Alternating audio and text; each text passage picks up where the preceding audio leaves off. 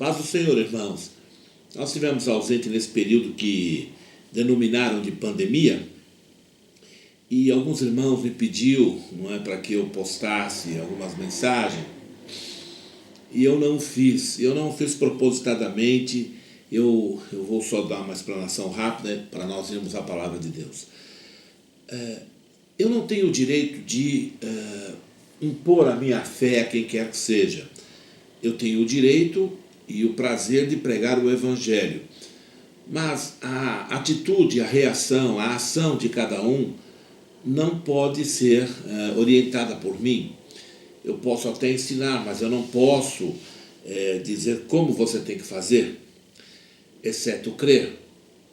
Quando eu vejo uma pessoa dizendo, dê 3 pulinhos, põe a mão na cabeça, sei lá, eu não faço parte disso, eu não gosto disso. Não estou criticando quem o faça, isso é um aspecto de foro íntimo, não me sinto bem com isso. Então, eu não fiz porque, mesmo não fazendo, eu fui muito criticado, porque eu me mantive na minha vida normal, cotidiana, e a nossa comunidade teve uma vida normal, e eu não quero forçar ninguém, mas eu tenho meus pontos de vista a esse respeito todo e a respeito do fim. Então, essa é a minha palavra, por isso que eu não postei nada. Então, estou explicando agora que já abriu o mercado, as pessoas já estão mais à vontade, menos prevenidas. Então, é isso, amém? Está anunciado que vem uma segunda onda, e que a segunda onda é pior do que a primeira. Bem, irmãos, ouçam, eu outra vez não vou expor minha opinião, porque se eu falar o que eu creio, uns vão falar amém, outros vão falar é irresponsável, é maluco, é fanático. Então, fique com a sua postura e cada um anda segundo a sua fé, amém? Bem, no livro do Evangelho do Dr. Lucas, um discípulo do Salvador, no capítulo 12, ele está descrevendo uma situação em que Jesus se viu diante de milhares e milhares. O texto diz muitos milhares. Puxa, muitos milhares é mais do que 10 mil, não é? Curiosamente, naqueles dias, somente os espetáculos, né, tenebrosos de Roma, em suas arenas, não é, de guerra, em suas arenas de disputa de corridas de cavalo e jogos com gladiadores, e até mesmo em Roma, no Coliseu, né, no Colossus, era necessário que houvesse uma propaganda antecipada. Olha, dia tal vai ter, na lua tal, a tal hora vai ter um grande evento e tal, assim, para que as pessoas se programassem para estar naquele lugar, para aquele evento. Assim é nos nossos dias, quando a gente vê um pregador ficar avisando muito tempo, olha, vai ter uma cruzada, vamos fazer uma cruzada, e assim, assim, assim, assim, e não sou nada contra isso, eu estou citando. Isso não se dava com Jesus. Jesus não tinha esse tipo de publicidade, não é? Então, ele simplesmente caminhava, e a publicidade era feita boca a boca. E desta feita, eram muitos milhares. Puxa vida, muitos milhares é uma coisa bastante desconfortável para você ficar exatamente no meio. Isso provocava uma ciumeira, uma inveja, semelhante à inveja que tem hoje muitos políticos, não é? Desse nosso presidente Bolsonaro. Para onde quer que ele vá, perdão, ele é ovacionado, ele é carregado, ele é chamado de mito. E as pessoas, né, da política que querem poder, e querem fama, e querem dinheiro, querem derrubá-lo, porque se ele continuar assim, ele vai ter um segundo mandato, e se ele continuar, ele vai conseguir eleger o próximo e assim por diante. Então, Jesus está no meio de uma grande multidão. E sempre os fariseus nos nossos dias, lá em Israel, claro, poderíamos comparar aos ortodoxos e ultra-ortodoxos. Entenda, aqui há algumas palavras pesadas para eles, chamando-os de hipócritas, não é? Hipócrita é aquele que tem uma capa, fala alguma coisa, mas não vive isso. Na verdade, esses valores são só pro forma, são só para outros verem. Os rituais que se cumprem são rituais só para sentir um bom praticante daquilo. Jesus estava falando com eles ficavam indagando coisas e tal. E Jesus então começa a chamar a atenção dos seus discípulos, dizendo o seguinte: olha, vocês prestem atenção com estas coisas, com o fermento dos fariseus. E ele vai falar dessas vaidades, da avareza, mais tarde onde nós vamos chegar. Ele vai falar desse coração, não é? Que não é sincero. Irmãos, ouça uma coisa. Eu sou pró-Israel desde sempre. Israel é a nação gerada por Hashem, é a nação, segundo Isaías, se eu não me engano, 55, é a nação sacerdotal. O Altíssimo deu a eles a responsabilidade e o dever de apregoar as nações. Eles não fizeram, eles resistiram. A tal ponto que, se você perguntar a um judeu o nome real do Todo-Poderoso, eles te escondem até hoje, como pensando ser um direito só deles, quer dizer, nós, as nações, né, o que eles chamam de gentio, góis, nós não somos criados por Deus, talvez, ou somos como cães e porcos, não é? E por isso eles seguram. Agora, eu entendo que há uma mudança, uma postura, não entre os ortodoxos, mas entre o judeu comum, quando você vê o presidente Benjamin Netanyahu se aproximar, não é? E dar a destra e dar cordialidade a outras nações, como foi o caso do Brasil, com o Jair Messias Bolsonaro, nosso presidente. Então parece que há uma mudança, não é? Agora acontecendo. Eu tenho uma ideia, eu espero estar certo, irmãos, talvez seja um desejo profundo do meu coração. Eu não tenho uma base escriturística para afirmar isso, por isso não dou como palavra de Deus, nem como doutrina, mas como um desejo do meu coração. E eu quero, parafraseando o apóstolo Paulo, dizer que eu tenho o Espírito Santo e eu sinto no meu coração paz quando digo isso, e eu vou dizer a vocês. Segundo a Bíblia, haverá um grupo de nações, um exército poderoso que resistirá ao anticristo.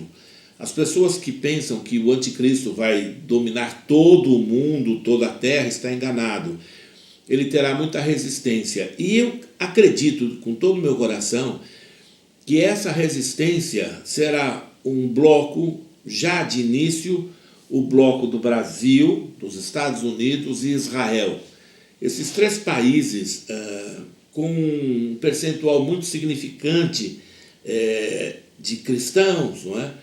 Um número bastante acentuado de cristãos que temos no Brasil, e que, como se viesse um entendimento de que nós devemos orar por Israel e abençoar Israel.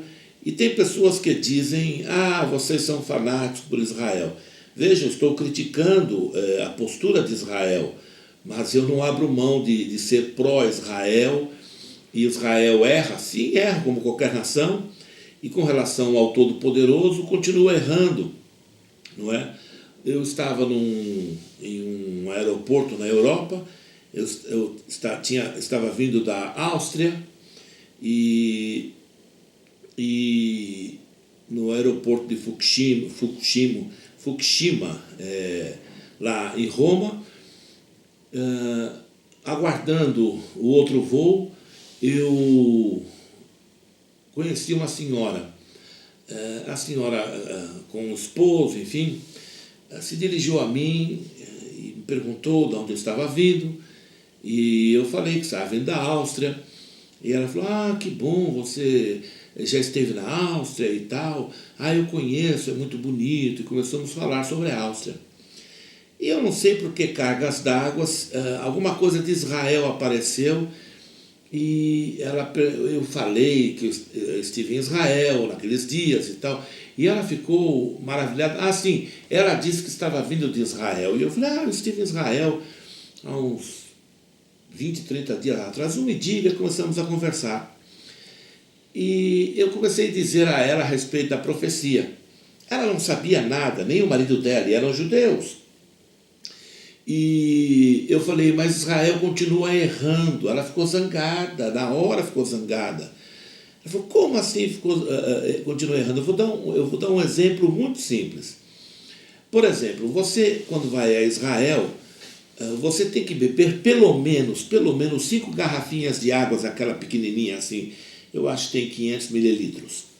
Porque se você não beber, você passa mal e vai baixar no hospital por desidratação. E cada garrafinha custava $2. É muito caro, muito caro. Não é possível custar tudo isso, não é?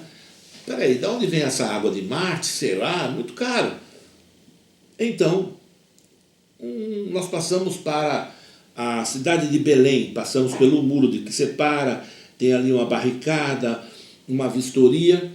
E quando chegamos em Belém, curiosamente, a mesma água, da mesma marca, da mesma garrafinha, custava $1. E eu então fiquei pensando, bem, a pessoa que vende essa água a $1 tem um bom lucro. Então ficamos calculando quanto custaria essa água. Então o lucro de Israel é exorbitante. Alguém pode dizer assim, não, isso é para abençoar Israel. Olha, Israel, é melhor você andar do jeito de Deus e fazer o que Deus diz. Ele é o Deus do estrangeiro, ele é o Deus do órfão. Assim como o povo que vai visitar Israel vai cheio de amor e gasta tudo que tem, não é nessas coisas que vai ser diferente, não é? Então existe uma espécie de cartel, não é? Em qualquer lugar que você vá, o preço daquele sanduíche é o mesmo. Em qualquer lugar que você vá, onde os ônibus param, tudo é uma indústria muito bem montada. Tudo isso é bom, tudo isso é legal, porém, onde está aquela balança de justiça, não é? Onde está aquele coração, não é? Que o Altíssimo falou que queria de Israel. Então aqui estão os fariseus. As coisas vão caminhando e entre eles um pergunta assim para Jesus. Jesus chama atenção, cuidado com eles, e depois dá a entender que houve uma ameaça no meio. Porque Yahushua, Jesus, disse o seguinte, não temas aquele que pode matar o corpo e não tem o que fazer com a alma. Temais ante aquele que mata o corpo e tem poder de lançar a alma no inferno. Coisas essas que uma boa parte de muitos judeus e também de muitos segmentos oriundos do cristianismo, ou falso cristianismo, não acreditam, não é que haja. Porém, Jesus, com todas as palavras, disse que existe sim. Então, Jesus vem falando sobre isso e mais à frente, um cidadão diz o seguinte, eu vou ler aqui, verso 13. E disse-lhe um da multidão, você imagina, dezenas de milhares, e um sujeito lá disse, mestre, ou professor, ou rabino, dize ao meu irmão que reparta comigo a herança. Bem, veja o coração do cara onde ele está. Aquelas pessoas que estavam junto de Jesus, elas estavam ali porque elas ficavam maravilhadas com os milagres, com a fala, com a pregação. Coisa maravilhosa ver um cego enxergar na hora, um paralítico levantar. E eles queriam aquilo, não é? E com certeza, com toda razão, eu também estaria entre eles. Mas um está lá e o coração dele está onde? Está no dinheiro. Não é? Não, manda meu irmão repartir comigo a herança. Não é? Bem, se essa herança fosse justa, fosse legal, ele tinha lá os escribas e os juízes que determinavam. Dá a entender que ele não tinha talvez o direito como ele pensa ter, e ele queria manipular ao nosso Salvador para que o nosso Salvador criasse uma situação em que o irmão fosse constrangido a dividir dinheiro com ele. Não é? Muito bem. Olha o que Jesus vai dizer. Eu vou continuar lendo. Mas ele lhe disse: homem, quem me pôs a mim por juiz ou repartidor entre vós? Bem, irmãos, eu quero me ater nisso. Yahushua, Jesus, o Mashiach, ele não veio nesse momento para estabelecer o reino a Israel. Mesmo que os discípulos lhe perguntavam sistematicamente sobre isso, mesmo que todos estavam desejosos de saber quando é que o reino seria estabelecido para Israel, e até hoje isso é assim. Então, eles estavam bastante interessados em que Jesus colocasse para fora os romanos de uma maneira miraculosa, estendesse a mão como ele estendeu, como ele expulsava os demônios, saia Satanás daí. E Jesus não orava pelos enfermos, Jesus não orava para expulsar demônio como muitos chamados religiosos fazem. Ele nos ensinou a fazer do jeito que ele queria. Ele falou assim: esses sinais seguirão os que creem. Então só segue o que crê. Se você não crê, não vem reclamar comigo. Não é? A Bíblia diz assim, ele falou o seguinte: esses sinais seguirão os que? Em meu nome, em nome de Yahushua HaMashiach, em nome de Jesus, imporão as mãos sobre os enfermos e os curarão. Em nenhum momento ele falou orai, ungir, jogar água benta, joga um balde de óleo. Essa é uma bobageira religiosa. Na verdade, tudo isso é incredulidade e desobediência, não é? Rebelião. Então, como é que se faz? O crente na autoridade, o crente que tem o Espírito Santo, que foi batizado com o Espírito Santo, que recebeu o batismo de fogo, que recebeu a autoridade para fazer isso, ele coloca a mão sobre o doente e diga: em nome de Jesus eu declaro, seja curado. E pronto. Algumas pessoas pensam que é uma hora de oração que vai curar, ou se você bater o pé no chão, ou se você der uma rajada de línguas. Olha, é melhor você mudar tudo isso, porque tudo isso é uma prova cabal de não crer naquilo que ele falou. Nós temos que fazer aquilo que ele falou. Vou dar um exemplo. Na segunda multiplicação dos pães, eles viram como tinha sido feita a primeira. E quem não tem o costume de ler as Escrituras, se ler a primeira e a segunda, pensa que é a mesma coisa. Na segunda multiplicação, Jesus dá uma orientação: dai vós de comer, faça isso vocês. Mas eles sabiam, mas o que eles fizeram? Não, olha, Senhor, como é que vão fazer? Olha aqui. Eles deveriam pegar outra vez o pão e dar graça e começar a distribuir. Não é? E a mesma coisa os peixes. Porém, o medo, não é? A inibição, a timidez. Vamos, no campo hipotético, imaginar que João tenha pegado lá e foi dar graças para que os pães fossem abençoados para toda a multidão e não tivesse acontecido. Jesus estava ali. Jesus resolveria o problema. Eu quero lhe fazer uma pergunta. Você crê que Jesus está aqui? Está conosco hoje? A mesma coisa, por que você tem medo? Se você não for bem sucedido, Jesus resolve o problema. Jesus está comigo. Jesus está com os que creem. Não há perigo em você crer no Evangelho. Não há perigo em você pregar o Evangelho. Permita-me confidenciar uma coisa do ministério. Pregadores, não é? Eu não sou contra isso, eu estou citando, se preparam, eles acham que isso é maravilhoso, é isso que Deus quer. Para fazer o sermão de domingo, eles vão para o gabinete, oram, fica lá, e tal, e procuram um monte de livros, enciclopédias, e vão na internet para achar inspiração, ao invés de ler a Bíblia e achar em Deus. E quando chega no domingo, eles pregam aquela mensagem até bonita, muito bem falada. Que mensagem inspiradora, diz alguém. Mas não quebra o coração de ninguém, ninguém se converte. E curiosamente, quando o pastor prega de uma maneira muito objetiva e clara, combatendo inclusive contra o pecado, que parece que é agressivo.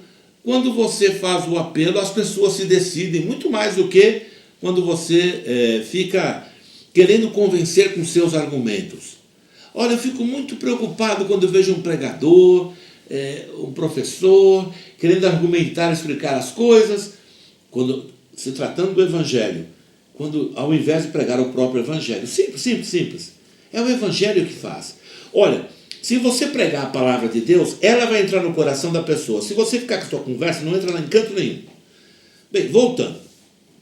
Então, Jesus disse o seguinte: quem me colocou a mim como juiz e repartidor? É uma palavra tão abençoadora. Jesus não veio para ser o juiz, nem repartidor, nem para estabelecer o reino a Israel naquele momento.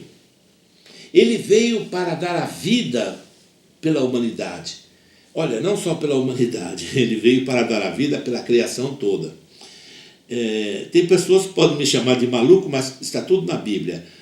Deus fala com as árvores. Ele fala assim, e dá uma mensagem de consolo, entrega uma profecia, usa o profeta para falar com as árvores.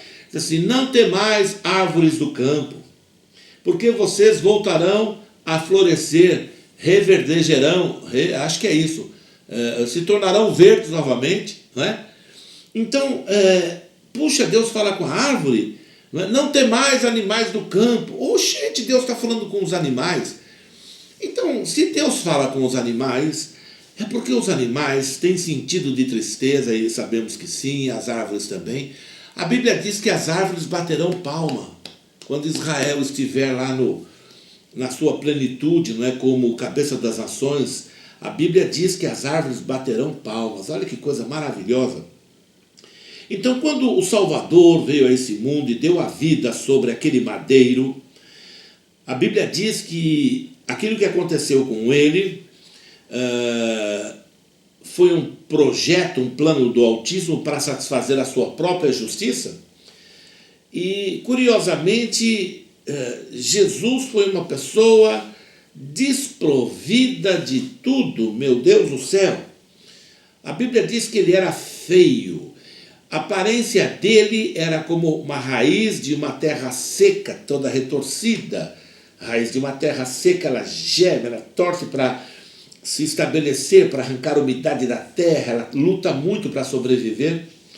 Referindo-se ao Salvador, a Bíblia diz que ele foi rejeitado pelos homens, homens de dores, que sabia padecer, homem de trabalho, e que na sua morte ele foi levado como ovelha muda. Ele não abriu, ele não ficou defendendo, ele não ficou exigindo direitos, não é? Não, isso não está certo, nada disso. Ele sabia a vontade do Pai, não é? E ele deu a vida para que a humanidade fosse redimida.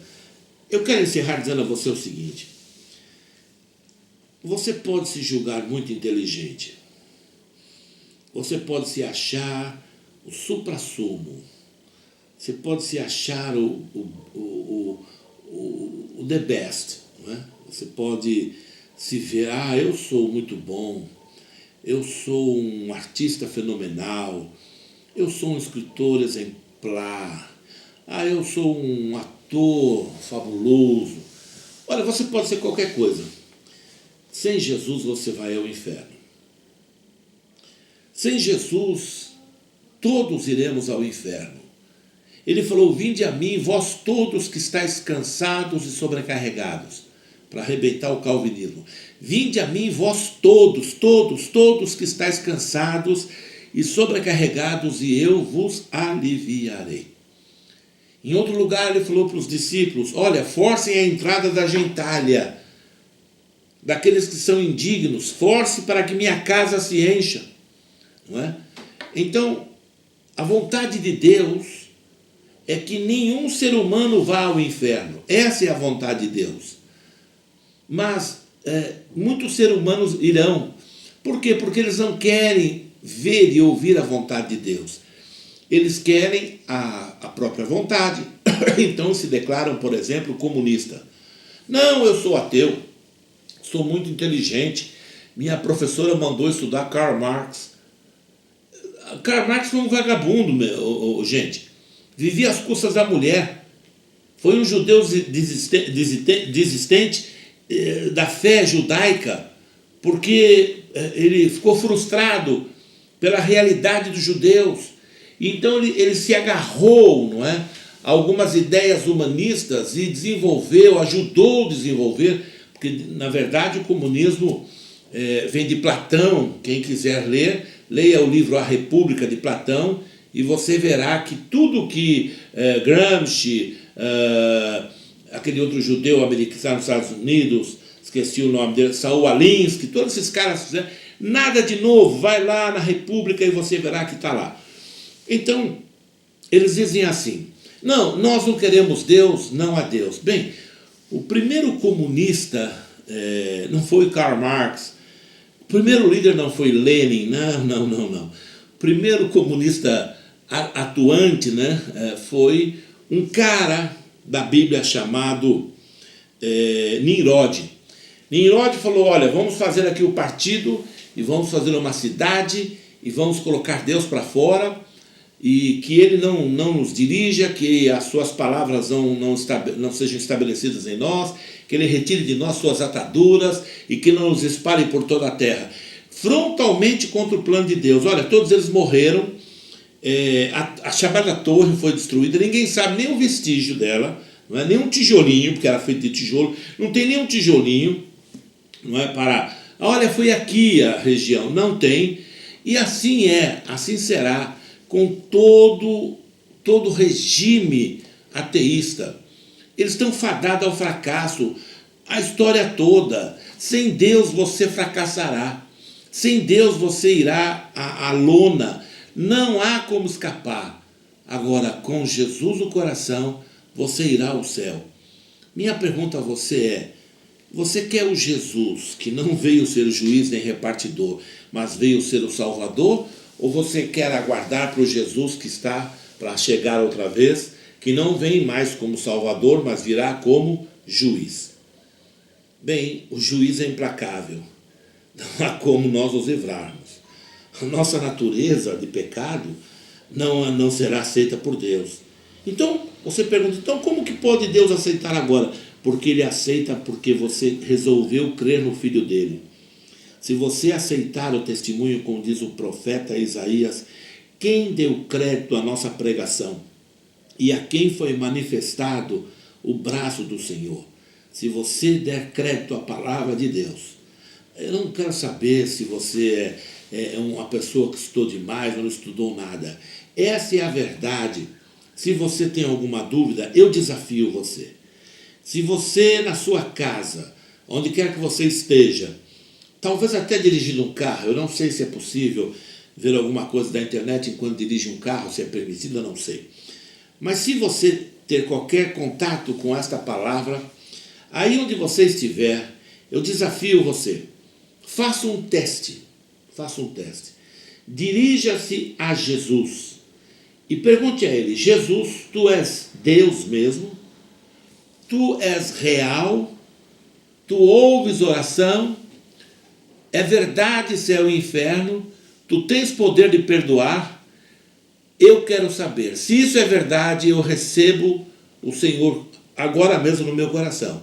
Mas me leve a entender isso e me leve a compreender esta pregação. Meu irmão, em nome de Jesus, eu quero encerrar dizendo a você: eu sou crente em Jesus antes da epidemia, da pandemia, do pandemônio, dessa porcariada toda. Eu sou crente durante isso, eu sou crente depois. Eu não me deixo mover, como diz o apóstolo Paulo, pelo que vimos, que nós olhamos, ou pelo que sentimos, mas andamos pela palavra de Deus. Alguém diz assim: ah não, você precisa compreender que Deus deixou os médicos. Sim, médico só dá diagnóstico, o médico não cura ninguém, ou você não sabia disso? Quem cura é Deus. O médico dá o diagnóstico e passa um remédio. Você poderia falar um pouco mais sobre cirurgião que uma pessoa que está com o seu apendicite inflamado, ele opera, E é muito bom isso, glória a Deus. Mas continua tudo isso na dependência de Deus. Então, não, Deus colocou os psicólogos. Não, não colocou nada. Deus colocou o evangelho. Por que eu digo isso? Porque psicólogo é coisa dessa geração. Nós não tínhamos nada disso. Eu tinha um tio que era louco. E no final da vida dele, uns 3 meses antes, ele fumava demais. Ele chegou a fumar um pacote, isto é, 10 maços de cigarro por dia, um pacote. Ele acendia um cigarro no outro. O cinzeiro, a minha avó colocava um balde com tanto assim de água para ele jogando as bitucas do cigarro. Ele morreu com o coração endurecido, ele queria respirar e não conseguia mais. Eu fui chamado, a família toda trabalhando, e o mais perto era eu, e eu fui chamado correndo na casa da minha avó para socorrer o Fábio. Quando eu cheguei, eu encontrei o Fábio morrendo. Naquela hora, o Espírito de Deus me deu uma palavra: ore pelo Fábio para que ele não pereça. Pregue a ele o evangelho. Só que o Fábio era maluco. Ora, como é que prega o evangelho para um maluco? Eu comecei a falar com ele: Fábio. Ele abriu. Falei assim: você precisa entregar a vida a Jesus. Aí ele falava bobagem daqui a pouco. Eu quero. E Deus me deu uma orientação, falou assim: perceba que a mente dele dá voltas. E naquele mesmo momento ele tem um momento de lucidez, aí ele gira outra vez, aí use os momentos de lucidez. E nesses momentos de lucidez que Deus foi me mostrando, eu levei o Fábio a entregar a vida a Jesus e confessar. Eu coloquei minha mão sobre o Fábio. Eu confesso que eu nunca chorei tanto por ninguém. Não chorei pelo meu filho daquele jeito, como eu chorei pelo Fábio. Eu coloquei minha mão sobre o Fábio e chorei um choro inexplicável. Meu desejo era: Deus, usa de misericórdia com o Fábio. Esse moço sofreu a vida toda na terra. Esse moço só tem tido dores. Que ele alcance os céus. Irmãos, a visão da minha esposa foi aberta. Ela viu, o olho dela abriu para o mundo espiritual. Ela viu quando uma espécie de um túnel de luz, um holofote fortíssimo, ficou sobre o Fábio e descia aquela luz, de cima embaixo sobre o corpo do Fábio. E a minha esposa falou assim: Deus está formando o homem espiritual nele. Porque Deus não teria que mostrar nada daquilo, era para consolar meu coração e consolar o coração da gente. Fábio era louco. Acabou a oração e ele melhorou um pouco, levamos o Fábio ao hospital. Eu reuni a família, falei para a família: olha, Fábio está salvo. Aí meus tios presbíteros, pastor: como salvo? Não, eu orei por ele, ele decidiu. Não, ele é louco. Eu falei: ele decidiu. E Deus operou na vida dele. Eles não quiseram crer. Pentecostais não quiseram crer, não. Irmãos, no dia seguinte, quando eles foram no hospital visitá-lo, eu não tinha como visitá-lo, estava numa situação muito difícil, tinha que pegar carro, ônibus, eu não tinha dinheiro para isso. Eles foram visitar o Fábio e voltaram dizendo o seguinte: o Fábio está diferente, ele está lúcido e falou que não fuma mais, que agora ele é crente e vai para o céu. Verdade. E o Fábio ficou 2 meses no hospital antes de partir, totalmente lúcido. Eu quero dizer a você que nem os outros errarão o caminho. Assim como o Senhor meu Deus deu graças e libertou o meu tio Fábio, ele salva você, ele cura você, ele transforma a tua casa, ele alcança a sua família, ele tem poder para isso. Não precisa fazer nada. Esquece, não precisa dar dízimo, isso é balela, mentira, não precisa dar oferta, não precisa jejuar, não precisa subir monte, não precisa, basta crer. Creia no nome de Jesus. Se você quiser, leve isso em oração a Ele. Só em nome de Jesus. Não fale de santo nenhum. Pelo amor de Deus, não vá atrás de pessoas para receber nada. Vá atrás de Jesus, que nunca te decepcionará. Deus te abençoe, irmão. Que o Senhor Deus abençoe tua casa, que ilumine tua mente, que lhe dê sabedoria para viver esses tempos antes do arrebatamento. Estamos muito próximos, mas muito próximos. E Deus não quer que você se perca. Amém? Deus te abençoe, meu irmão. Paz do Senhor.